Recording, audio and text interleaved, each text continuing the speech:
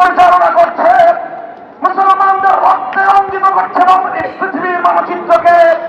এই যৌথ শক্তিকে ধরতে গিয়ে, এই যৌথ শক্তিকে রোধ করার জন্য গোটা বিশ্ব মুসলমানদেরকে বরং তার চেয়েও বিশ্বের মানবতাবাদী সকল শক্তিগুলোকে ঐক্যবদ্ধ করে প্রতিরোধ করে দেওয়ার জন্য বাংলাদেশ সরকারকে আমি উদ্যোগী ভূমিকা পালন করার আহ্বান জানাই।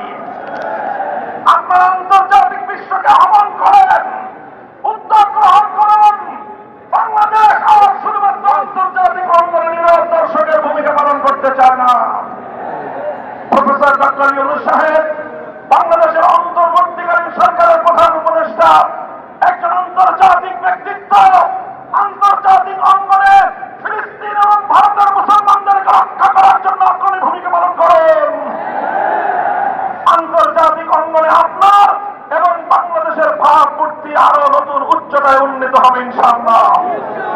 সেই সঙ্গে আমরা নেত্রহীন ভাষায় বাংলাদেশ সরকারকে ঘোষণা করে শুনিয়ে দিতে চাই, জনতার পক্ষ থেকে ইসরায়েলের প্রতি বাংলাদেশের চলে আসা কঠোর মনোভাবে কোন ধরনের রদ বদল বাংলার তাওহীদি জনতা বরদাস্ত করবে না।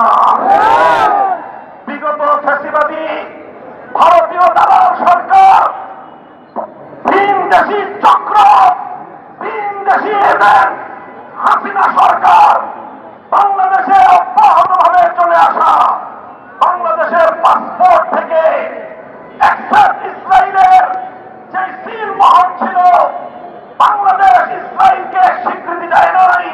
তার যে জাতীয় পাসপোর্টে, ন্যাশনাল পাসপোর্টে তার যে স্মৃতিচিহ্ন ছিল, শেখ হাসিনা ভারতের নির্দেশে সেই চিহ্নটুকু মুছে ফেলে ইসরায়েলের প্রতি নতজানু এবং নমনীয় নীতি গ্রহণ করা শুরু করেছে। আমরা তার তীব্র নিন্দা জানাই।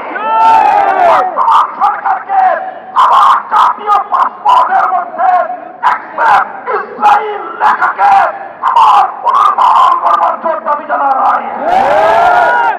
ইসরায়েলের প্রতি জিরো টলারেন্স নীতিতে সারা পৃথিবীর শান্তিকামী মানুষকে আসবার উদাত্ত আহ্বান জানাই। সংগ্রামী সাথী ও বন্ধুগণ, সর্বশেষ আমার এই বাংলার এই আপামর জনতার প্রাণের দাবিগুলোকে নিয়ে সংক্ষিপ্ত যে কথা বলতে চাই, সেটা হল বিগত দিনগুলোতে ফিলিস্তিন এবং ভারতের সঙ্গে পাল্লা দিয়ে বাংলাদেশি লেডি ফেরাউন যেভাবে এদেশের শান্তিপ্রিয় মানুষের উপর হত্যাযজ্ঞ এবং গণহত্যা পরিচালনা করেছে। পিলখানা ট্রাজেডিতে ৫৭ জন সেনা কর্মকর্তা, সাপ্লায় শাহাদাত বরণকারী নবীপ্রেমিক শতাধিক তাওহীদি জনতা, ২০২১ সালে মোদী বিরোধী আন্দোলনে হাটহাজারী থেকে ব্রাহ্মণবাড়িয়া পর্যন্ত প্রায় ২৫ জন হেফাজতের নেতাকর্মী, সর্বশেষ ২০২৪ সালের জুলাই আগস্ট বিপ্লবে শাহাদাত বরণকারী ২ সহস্রাধিক ছাত্র জনতার রক্তের বিচার না হওয়া পর্যন্ত বাংলাদেশের রাজনীতিতে আওয়ামী লীগ এবং হাসিনার নাম নিশানা এদেশের মানুষ বরদাস্ত করবে না। শান্তিপ্রিয় দেশের রাজনীতিতে আগুন ঢালবার জন্য আমি বারণ করব, খবরদারে আগুন নিয়ে খেলবেন না। এদেশের প্রতিটি শান্তিকামী মানুষের হৃদয়ে ক্ষোভের আগুন তুষের মতো জ্বলছে। সারা দুনিয়ার মানুষ প্রেডিকশন করেছিল খুনি হাসিনার যেদিনই পতন হবে সেদিন লক্ষ লক্ষ আওয়ামী জালেমদের লাশ বাংলার মাটিতে পড়বে।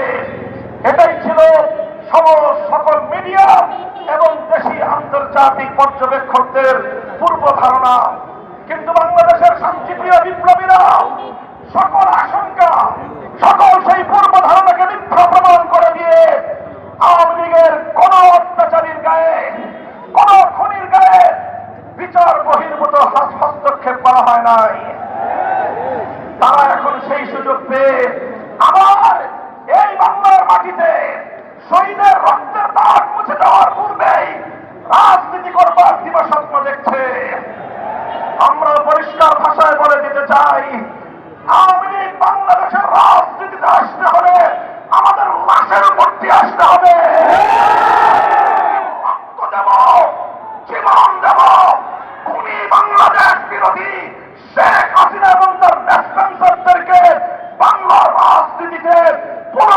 গ্রহণ করব, যে কোনো পদক্ষেপকে আমরা রুখে দেবো ইনশাআল্লাহ।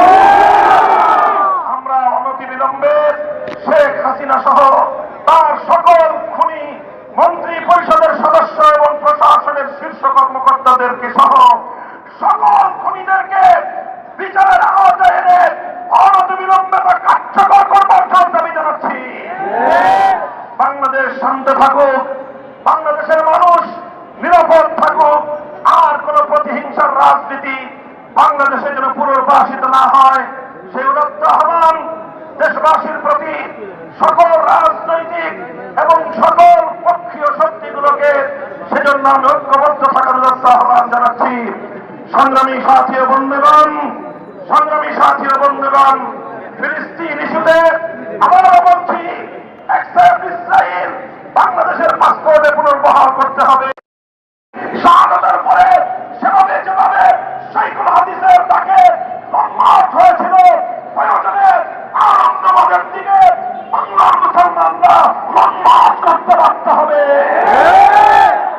বাংলাদেশ শান্তিতে থাকুক, বিশ্ব মুসলমান শান্তিতে থাকুক, সারা পৃথিবীর শান্তিকামী সকল মানুষ যার যার নিরাপত্তা নিয়ে নিজ নিজ জায়গায় অবস্থান করুক। এই সুযোগে আমার শান্তিপ্রিয় বাংলাদেশে কোন বিশৃঙ্খলা সৃষ্টির অপপ্রয়াসকে প্রশ্রয় দেওয়া যাবে না।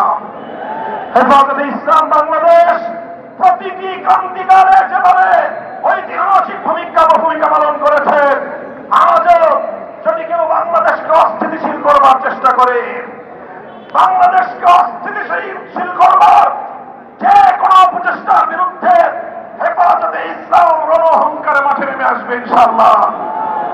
আমরা শান্তি প্রিয় প্রতিবাদ কর্মসূচি পালন করলাম। আমাদের সভাপতি সাহেব যে ঘোষণা দিয়েছেন, হেফাজতের এই আজকের প্রতিবাদ কর্মসূচিতে অংশগ্রহণকারী সকল তাওহীদি জনতাকে আমি উদাত্ত আহ্বান জানাচ্ছি। আজকের কর্মসূচি আমাদের এখানেই সমাপ্ত ঘোষণা হবে। আপনারা কোন প্রকার এর পরবর্তীতে কোন কর্মসূচিকে দীর্ঘায়িত করবার চেষ্টা করবেন না। যদি কেউ করেন, যদি কেউ এখান থেকে কোনো মিছিল করবার চেষ্টা করেন, তার দায় দায়িত্ব সম্পূর্ণ তাকেই বহন করতে হবে। হেফাজতে ইসলাম কেন্দ্র, ঢাকা মহানগর এবং কোন জন কমিটির দায়িত্বশীল আপনারা সে দায়িত্ব বহন করবেন না। যে কোনো ষড়যন্ত্র বিশৃঙ্খলার বিরুদ্ধে আমাদেরকে সর্বোচ্চ সতর্ক থাকতে হবে ইনশাআল্লাহ। প্রস্তুত থাকবেন তো ইনশাআল্লাহ? আগামী সংগ্রামের প্রতিটি অন্যায় এবং প্রতিটি বিচার বহির্ভূত হত্যাকাণ্ডের বিরুদ্ধে হেফাজতের আগামী সংগ্রামে রাজপথে সামিল থাকার উদাত্ত আহ্বান জানিয়ে শেষ করলাম। নাসরুম মিনাল্লাহি ওয়া ফাতহুন করিম। আসসালামু আলাইকুম ওয়া রাহমাতুল্লাহ।